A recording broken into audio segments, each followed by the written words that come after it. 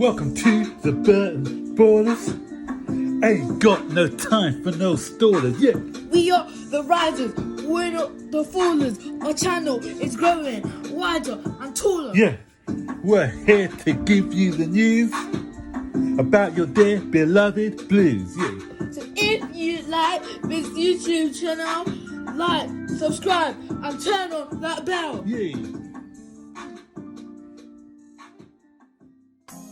Hey guys, and welcome to another edition of Burton Ballers, and today I'm going to be doing the match review of our 3-3 draw against West Bromwich Albion.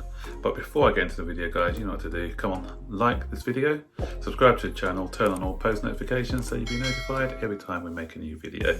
And I'd like to say thanks for all who joined in our match review, our live video earlier. So just going to reiterate some of those thoughts that we spoke about after the match. So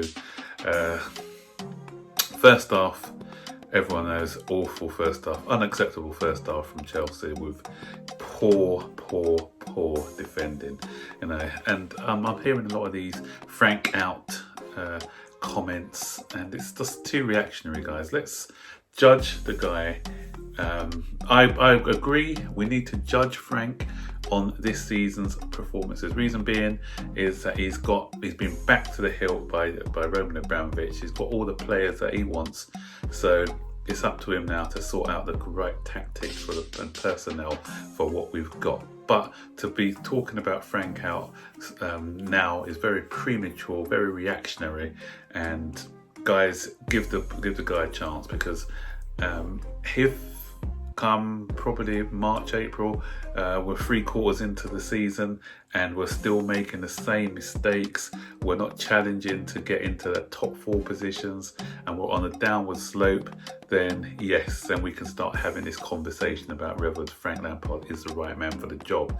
But, you know, 3 games in with no pre-season, without even our strongest team out yet, it is too early. I'm not making up excuses for the guy, I'm just being a realist, yeah? So we need to have a bit of realism. And a lot of these fans who are calling for Frank Lampard's head, it's an agenda which has been going on for a while, because they are people who never wanted Sarri out in the first place. I saw one quote on Twitter today where it says, what was the quote? He said, I can't see any patterns of play, or something like that. So obviously patterns of play was something which epitomised the Sarri play, you know, because everyone was always looking at taking one move from a 90-minute game from Sarri and saying, oh, this is Sarri ball or whatever. So they're expecting those similar patterns of play, and if they don't get those patterns of play, then they're saying that Frank Lampard hasn't got any tactics, he doesn't know what he wants to do, etc, etc. But I can see some of the stuff what he's trying to achieve. When we have the full personnel, as I said, then we will be seeing what his identity is all about. One thing for certain, which is that today it was all about individual errors for the 3 goals that we conceded. And not only that, the 2 in front weren't on top of their game. A lot of people I heard saying that Kovacic had a good game. No, he's given the ball away a lot. Because the guy's pleased on the eye and he dribbles past 2 or 3 players, and he may look good now and again. Overall, I thought that he was poor out of possession as well, as was Kante. Both of them are poor out of possession, and we need a pure defensive midfielder. That's why getting Declan Rice is important. Some people in here don't rate him, but today you saw the value of what Declan Rice can give us, because he holds that, but he's a holding midfielder. These 2 guys are not holding midfielders, none of them are holding DMs, you know. And Jorginho's not the answer neither, because he's more of a regista type player, and even in transition he's not the right player for us. So we need a pure defensive midfielder for me. Today you saw what Allen did for Everton. If anyone watched the highlights of the match of the day, where Everton's 2-1 win against Crystal Palace, when Everton were under the cosh a bit, you had Allen plugging the gaps, knowing what he was positional sense was great, so that he can cut out the passing lanes, and that's what Declan Rice can give us. He can cut out those passing lanes, hold his position, and give it to the other attacking players to do their thing. So I think that's why we need somebody of that sort of characteristic. Let's talk about the goals now, and as I said, Marco Alonso. The one criticism I would have of Frank in this game actually is his team selection, because obviously Ben Chilwell's not fit enough to play. Not sure was Zuma injured. I think Zuma may have been carrying a knock, but Emerson I thought did all right. I'm not the greatest fan of Emerson, but I thought he had a decent performance. Okay, it was Barnsley, it was the opposition, but on that performance, I think that he would have performed better than Alonso. So I'd have put it, or even Azpilicueta. Why didn't he put Azpilicueta there? It gives us that defensive assurance. So we've got options there, but he chose to put in Marcos Alonso, which was a bad mistake. I'll come to that in a minute. And also, who was the other one? There was another one I wouldn't have had in the side. Christensen, I wouldn't have had Christensen alongside Thiago. Christensen isn't the fastest, and Silva is just adjusting to a new league, and so you need a bit of someone who's faster to cover for him. And so I'd have had Tomori in there ahead of Christensen. So his selection, I didn't like his team's selection today, but I'm totally honest. Yeah, so going back to that first goal now, what was Alonso doing? What lazy header straight to the West Bromwich Albion player. And that guy Robinson, he just, what is it with these players? He scored one goal. He played for Sheffield United last season, scored one goal all season for them. Who was it against? Yep, you guessed it, Chelsea. And then he loves playing against Chelsea. Charity club as usual. So we gift him a goal, with that poor header. But still defensively, just we didn't close him down, because he still had a little bit to do after that transitional play. But because we didn't close him down, and he shot between Reece James's leg, could the keeper have done a bit better? Could have got down earlier, in my book. If I'm being critical of Cavalieri, could have got down quicker. Kepa had a cheek. They panned to Kepa when I watched it again on Match of the Day, and he was telling Jorginho what he would have done with that save. He would have probably done the same thing. So he had a cheek to say, giving advice on what should have happened in order to save that particular shot. After that, we had the Thiago Silva. I did say before, guys, he got away with one against Barnsley. Welcome to the Premier League, mate. You cannot diver on the ball. This isn't the French league. This isn't the French league where you only got 3 or 4 hard games in the season. You can't dilly-dally on the ball. Mistakes are punished in this league. So he learned, as I said, they were right on him, pounced on him, and Robinson again had an easy chance to make it 2-0. But what I would say about Silva is that he didn't let his head drop. He's too experienced for that. He got the captain's armband today as well. But after that, I thought he played pretty good after that. Some defenders would have let that affect their game, but he didn't let it affect his game. And he improved a lot after that goal. And the third goal, looked at it again, rewound it a few times, and it was definitely Alonso's fault.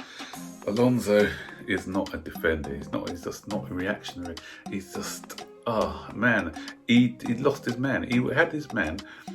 The Bartlett, whatever his name is, he ran off him, and this was in the first phase of the play. The ball has come out, and he's still ball watching. He's watching the ball. He doesn't even know where his man is. He's not looked once to check that his man has made a blindside run into the area, and he's just watching the ball. So the flick on has come in again. Reece James, and he didn't get a shout because Reece James is expecting Alonso to be behind him. So I'm not blaming Reece James as much, because Reece James didn't see him behind, and no call. And that's what I'm saying. This guy's a left back, and he's not called in Reece James to say that the guy's coming onto him. So it's twice, not vocal enough, and not reacting to the danger. This guy has got how many days left? We've got 8 days left till the end of the window. I don't want to see him in a Chelsea shirt again. He's got to go. Maybe he played against Tottenham. He always scores against Tottenham. That's the only team he tends to put in decent performances against. But yeah, not good enough for me. Second half, what I liked about in the second half, we showed determination, we showed character. Last season we lose this game 4-0, 5-0 because the team didn't have it in them to fight back. We only came back from a losing position to get anything out of the game, I think twice last season. But today, 3-0 down last season, game over. But this season we saw a bit more character. Everyone having a go at Mason Mount. What a finish. Brilliant finish by Mason Mount, and he kept working in that second half and driving the team on. So great work rate from him. And again, anyone who's has a go at him is just an agenda, because they feel that it's Mount or Jorginho for some strange reason. I don't know why, but these are usually, again, the savvy people who are having a go at Mason Mount because they think that Lampard is just picking him in favouritism. Lampard picks him because he's on work rate and professionalism. It's nothing to do about favouritism. Then Callum Hudson-Odoi, who came on the second half, as I said, we switched it around a bit. Azpilicueta came on, Callum Hudson-Odoi came on for Alonso and Kovacic, and we improved a lot. So credit. I criticised Frank for his team selection earlier, so credit for him for switching it around early in the second half. So Callum Hudson-Odoi started on the right, then he moved to the left. He really looked really comfortable and good, and I thought he had a decent game today. He's responded to the criticism he's had in the past. He's not going anywhere, lads. He's going to be here to stay. Just talk about him going out on loan or something else, but no, he's staying. And what a great second goal. The movement, the passing from the beginning, and those people who say there's no patterns of play, just watch that second goal. You see the way that the ball was moved around a lot, ended up in a nice 1-2, great touch by Halves, and that's a sort of vision and awareness and touch. That's what we brought him for. So it's a lovely weighted pass for the 1-2, and a nice finish as well from Callum Hudson-Odoi to put us back into the game. So 3-2, game on. Thought West Brom defended gamefully after that. They had a lot of men behind the ball. They were quite solid. They stopped us from really having any decent shots on goal, but we never gave up. We kept knocking on the door, and West Brom's defence were retreating backwards, further and further back. And then we got our just desserts for the second half display, and with Tammy Abrahams, got us that third goal, that final goal. A lot of people are saying, not knowing what the rules are now, saying, it was offside, not offside, and ball by Kai Havertz. But no, guys, the rules have changed now this season. He didn't know anything about it. It wasn't a deliberate handball, and plus it wasn't in the phase of play that led to the goal. So the West Bromwich Albion had a chance to clear the ball after that, and that's why the goal was given. So those who check your rule books if you're thinking that goal should have been disallowed, because this is different this season. So I started celebrating the goal, then I stopped and I said, is it offside? I'm not celebrating. That's the thing. We that joy of celebration is kind of taken away, because you're celebrating and you're sort of looking. And then when I saw the VAR thing come up, I thought, oh no, it's going to be ruled out, isn't it? Oh no. But they said it was for possible handball. I thought, definitely going to be ruled out. But then, luckily for the rule change, and luckily that the referee interpreted it like it should be interpreted this season. So fair play to the ref. And so we got out of jail on that one. For it's a typical game of 2 halves. One half we were dreadful. Second half we showed a lot more. We dominated in the second half, but it shouldn't have got to that. It shouldn't have got to the stage where we were chasing the game, trying to get a point. Because at the beginning of the game, you say, would we take a point? I said, no way, because West Brom have been quite awful in the first 2 games of the season. But the way the game unfolded, you're happy for a point in the end. I'm not pushing the panic button like some people are. Some people are just pushing that panic button and saying, it's too early. Guys, I keep reiterating this. These guys didn't have a proper pre-season. We had 1 game all pre-season. It's not making up excuses. These are facts. I'm laying down the facts. These guys have to gel. They're not being played together. This is Thiago Silva's first game. He had 60 minutes in a cup game against a sort of easy Championship side. This is his first Premier League game. He's got to get up to speed with the pace of it. Timo Werner today, first half he was quite good, second half not as good, but again getting used to and adjusting to a new league. Same with Kai Havertz adjusting to a new league. Even when Ziyech comes in, he's got to adjust to the league. So we need to have a bit of patience with these guys. You know, the thing is, everyone gets so gassed before a game. I was looking at some of the predictions before. Some people were saying 5-0 Chelsea, 4-0 Chelsea. Come on, get real, guys, get real. You know, it's not going to happen instant. We just want instant success. This is a process. This is a building process. So we need to be patient with these guys and see what happens, you know.